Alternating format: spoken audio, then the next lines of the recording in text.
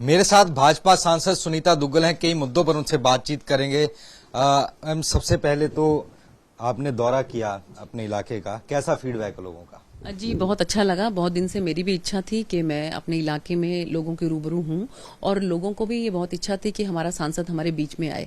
तो कम से कम भी 25 से 30 जो हैं वो कालांवाली विधानसभा के जो गांव हैं उनका दौरा किया और बहुत सी समस्याओं का तो वहां मौके पर ही हमने समाधान किया। बहुत से अधिकारी मेरे साथ थे और इसके साथ साथ जो कई ऐसी समस्याएं थी जिनका समाधान जो है वो सरकार के तौर पर हो सकता था, वो मैंने उनकी ले ली है। और 18 तारीख को माननीय मुख्यमंत्री जी जो है वो सिरसा जिले में आ रहे हैं, तो उस दिन वो जनता दरबार लगाएंगे।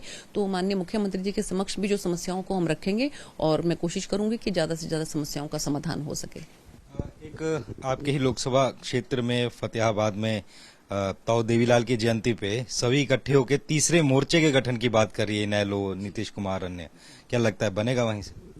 नहीं, ऐसा देखो कि जो तीसरे मोर्चे की गठन की बात तो बहुत समय से चल रही है और उसमें बीच में जिस तरह से आप लोग देख ही रहे हैं, कभी कोई दल आ रहा है, कभी कोई दल जो है वो अपने आप को प्राइम मिनिस्टर प्रेजेंट करने की कोशिश करता है, कभी कोई दल जो अपने आप को प्राइम मिनिस्टर प्रेजेंट करने की कोशिश करता है। अगर 2 सीटें तृणमूल कांग्रेस ज्यादा जीत जाती है तो लगता है कि ममता बनर्जी जो है वो प्राइम मिनिस्टर के तौर पर आ रही हैं और नीतीश कुमार जो है उन्होंने अगर वो भारतीय जनता पार्टी से अलग हो गए तो कह रहे हैं कि नीतीश कुमार जो है प्रधानमंत्री बनने वाले हैं। और हमारे राहुल जी तो पहले से ही ये जगह जगह पर जो है कि नहीं, उन्होंने तो प्रोजेक्ट ही जैसे कांग्रेस पार्टी ने किया होगा कि प्राइम मिनिस्टर जो है वही बनेंगे।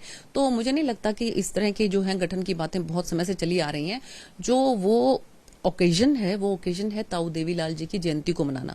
और ताऊ देवीलाल की जयंती जो है वो हम सब भी मनाते हैं। वो किसान नेता थे, वो हमारे प्रधानमंत्री थे और हमारे इलाके में उनको बहुत एक सम्मान हासिल है। तो वो उसमें हम लोग भी शामिल हैं, उनकी जयंती को सेलिब्रेट करने में हम लोग भी शामिल हैं। भाजपा नेत्री आपकी पहले सहयोगी रही है, सोनाली फोगाट की मौत के बाद अब सीबीआई को जांच सौंप दी है, तो लगता है अब जो परिवार की मांग थी अब परतें खुलेंगी, जो रहस्य है?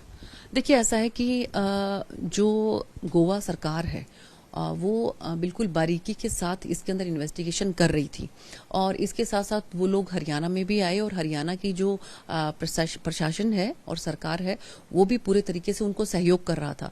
लेकिन परिवार जो है वो बार बार मांग कर रहा था कि हमें सीबीआई जांच ही चाहिए।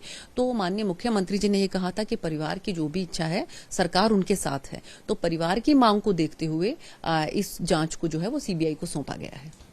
एक आखिरी सवाल, ऑनलाइन ट्रांसफर हुई सब टीचर्स की, लेकिन इस तरह का हुआ कि कुछ स्कूल ही खाली हो गए, कि जगह ताले लग गए।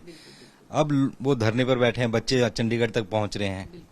नहीं, ये समस्या जो है क्योंकि मैं भी 2 दिन के जैसे दौरे पर थी और जो हमारे कालांवाली के बहुत से ऐसे गांव थे, जैसे कुरंगावाली गांव है और भी बहुत सी ऐसी जगह है कि जहां पर ये समस्या जो है बहुत ज्यादा गहरी समस्या है।